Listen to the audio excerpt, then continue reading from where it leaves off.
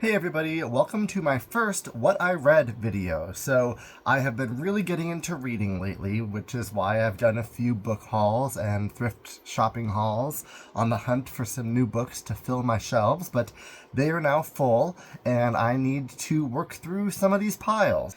I read 7 books in November, and to start I actually need to do a honorable mention because the first 2 books I read in November were actually sequels. So the first book of that trilogy is One of Us is Lying by Karen McManus, and this was Karen's debut novel.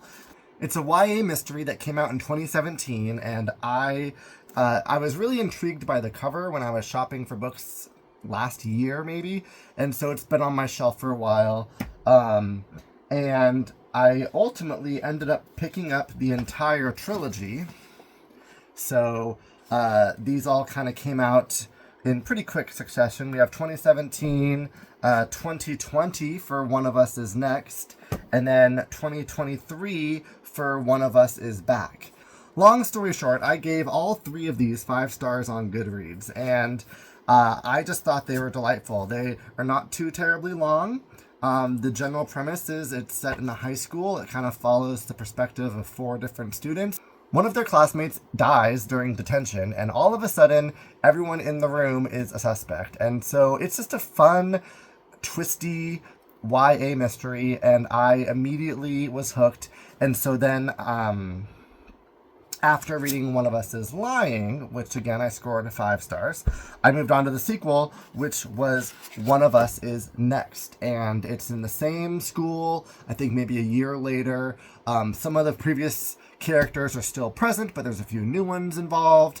Another mystery unfolds. These all kind of also revolve around like social media, because there's a lot of drama happening online, and that segues into the third entry, which is One of Us is Back. And so again, another 5 stars. So I think that if I had one qualm with these books, it would just be that there's a lot of characters, and there were moments where it was kind of hard for me to remember which character is which, because we're also switching from perspective to perspective. So not only do we have to remember who all these characters are, we have to remember who they are in relation to the character whose eyes we're reading through. So that can be a little tricky. By the 3rd book, you kind of have a hang of it. So if anything, I would, maybe give it a 4.5 at some point. But on the whole, I just devoured these books and definitely recommend them. And I would like to pick up other things by Karen McManus as well. The next book I read in November was by J.A. Jance, The Girl from Devil's Lake, which is a Joanna Brady mystery. These are police procedurals, and this was Joanna Brady number 21, so there's definitely a lot of them.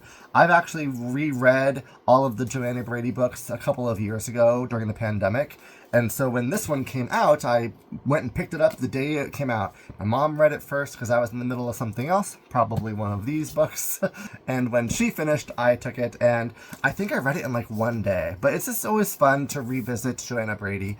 If you're not familiar, Joanna Brady is a female sheriff in a small rural Arizona town called Bisbee, and it's, like I said, a police procedural. So a crime happens in her county, and she has to solve the case. There are also multiple perspectives in this, so you read from the perspective of Joanna herself, but also the killer every so often. And it also kind of spans like 30 years or so, I think, because it's a serial killer. So we kind of are woven in and out of all of the different cases. And so this is less mystery because you know who it is pretty much from the get-go, but you still wonder, how is he going to be caught, or she? I enjoyed it. I rated this one a 4. It was probably, I'd say a 4. It might have been a 3.5. I don't quite remember now, but my general thing is when it's a 0.5, I just round up on Goodreads. So I rated it a 4. I think it was one of the better Joanna Brady's as of late, so I think it's a solid 4. Next up is An Unwanted Guest by Shari Lapena. This book came out in, how are my notes here? This book came out in 2018, and it's billed as a mystery/thriller. I rated this one 3.5 stars, and it was fine. It's an isolation trope. There's a group who are all snowed in at a winter lodge, and then people start dying, so it's a race to find out who the killer is. And it also is another one of different perspectives. You get to see what's going on through the eyes of all the different characters. And so, again, it can be a little tricky to try to keep track of who's who, but I thought it was a pretty good read. I enjoyed it. So because I was in the mood for an isolation trope, the next one was One by One by Ruth Ware. This one came out in 2020 and is billed as a psychological thriller. I've never read Ruth Ware before, and in fact I thought it was Anne Rule when I picked it up, because I was like, I've been meaning to read her books, and so this is not Anne Rule, but I really enjoyed this book. I gave this one a 5-star. No, I didn't. I gave this one a 4-star, and it's a solid 4-star. It's another isolation trope. It's a bunch of people snowed in at a winter lodge, and this time it's a work retreat, so a bunch of coworkers are snowed in together, and then people start dying, and you kind of wonder what's going on. But Ruth Ware evidently is very good at the twisty mystery novels, keeps you on your toes, and there were definitely some surprises. So I really loved this one, and immediately want to read all of Ruth Ware's books. The next book I read was another Ruth Ware, and I don't have it because I immediately loaned it out to a friend, so I'll just insert a picture. But that one was One Perfect Couple by Ruth Ware, which came out in 2024. And this one, another isolation trope, but this time it's an island, and it's a reality show is being filmed, and then things happen and people start dying. So I was really captivated by that book as well. I gave that one 5 stars. At the end, I just took a picture, posted it online, and said wrecked.